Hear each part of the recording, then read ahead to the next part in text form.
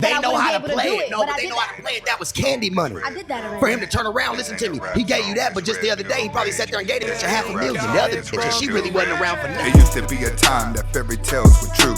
The king and the queen and all the pills were blue. But then the pill changed, the red pill's the truth. Forget the married life, I got better things to do. Stack money, travel the world when you're getting it like that. Welcome back to the Anthony Spade channel. Before we get started, go ahead and hit that like button, subscribe button, hit the notifications button so you know exactly when I release a video. Next, I will not be talking about all women, even though it feels like it. And if you want the intro song, go to my homepage on the Red Pill Mixtape, where you can also subscribe to my second channel, Life with Anthony Spade. Today, I'm going to be reacting to an interview from the No Jumper podcast that's going viral right now with Sharp and Blue Jasmine talking about how she moves in the streets. Now, I cannot play too much of the video because No Jumper is a pretty big podcast, so we're only going to be reacting to a little bit of it, and I'm going to leave the link for you to go watch the whole video. Let's get started. I can call my friend right now without even telling her what's going on. Didn't let him ate my pussy, gave me his credit card. I went shopping with my friends. With my friend. Yeah. I didn't fuck. I told him no, I wasn't fucking. What do you think? You told him no, you wasn't fucking. Assuming that that's true, what do you think of that kind of guy, and what do you make of the situation? That type of fucker to me right there, love one, to be honest with you. $90 million contract. He was just trying you. He's a professional. Just as much as there's professional hoes, there's professional tricks. Okay. What do he mean by professional tricks? When he's talking professional tricks, there are guys out there that make enough money. Like giving a woman $5-10 grand, that's nothing to them, or even $1,000. They're tricking, it's nothing to them because they're always paying for convenience.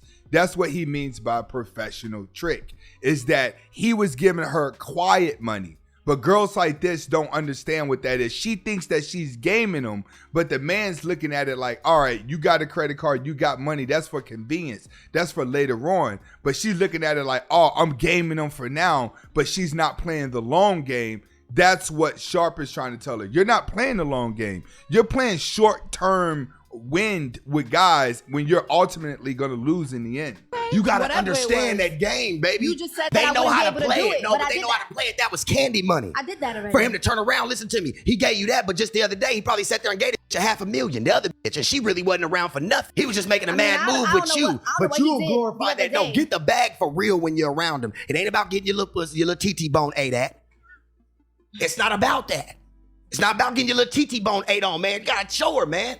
What you guys have to understand, earlier in the interview, she was bragging about how she can get guys to come over to her house and eat her pussy out and give her money. He's telling her, like, it ain't about how many guys you can get to sleep with you. It's about if you're actually winning in the end. That's what he's trying to say. You got to be looking for the bigger bag.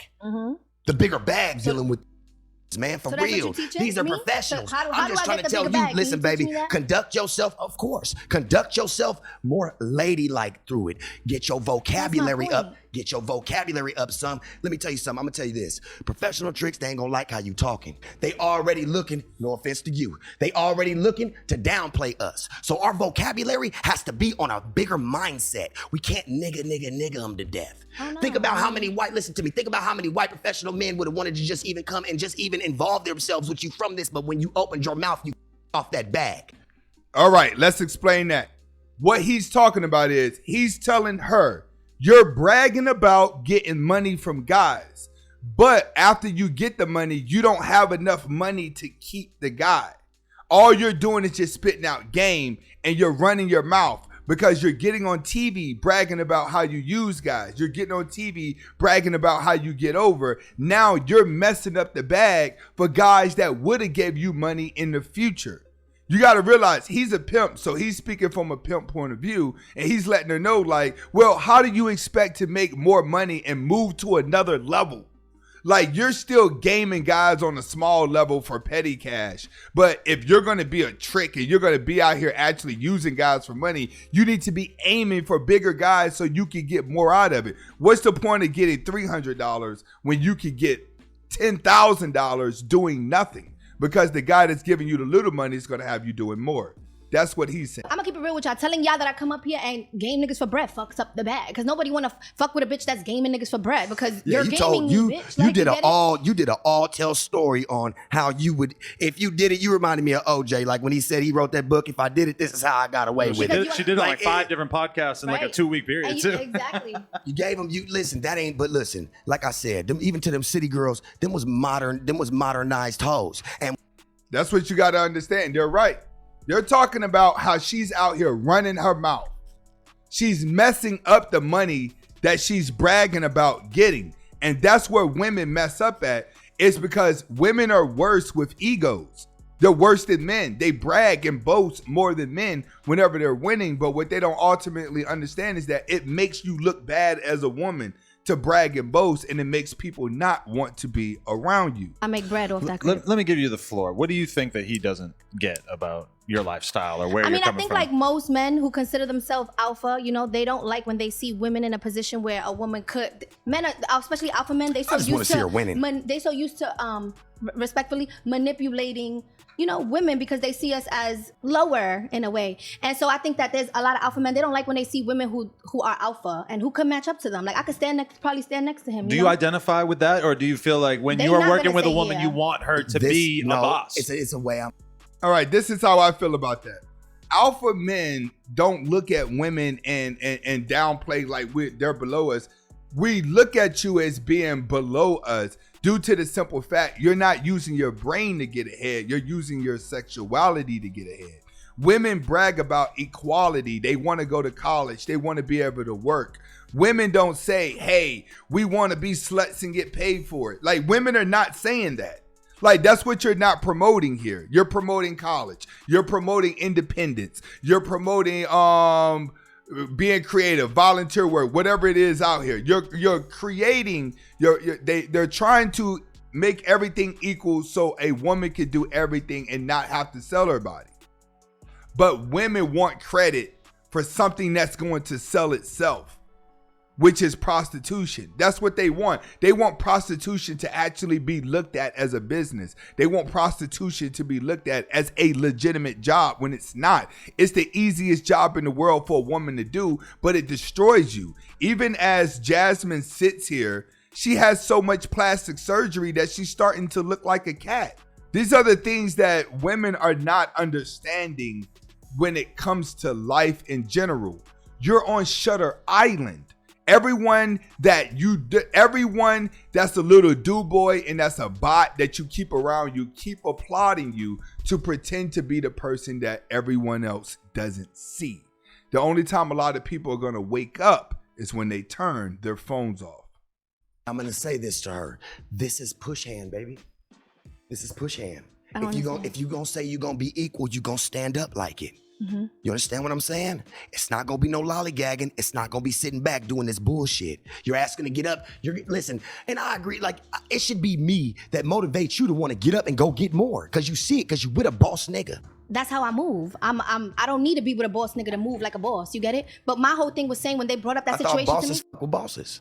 I could be by myself and I'm still be a boss. That's my point. That's what I'm saying. That I don't need a man to direct me. I'm already minded. My mind is already like that. I just see men as a business as well. That's part of a business that I run for myself, and you know what I mean? So, yeah.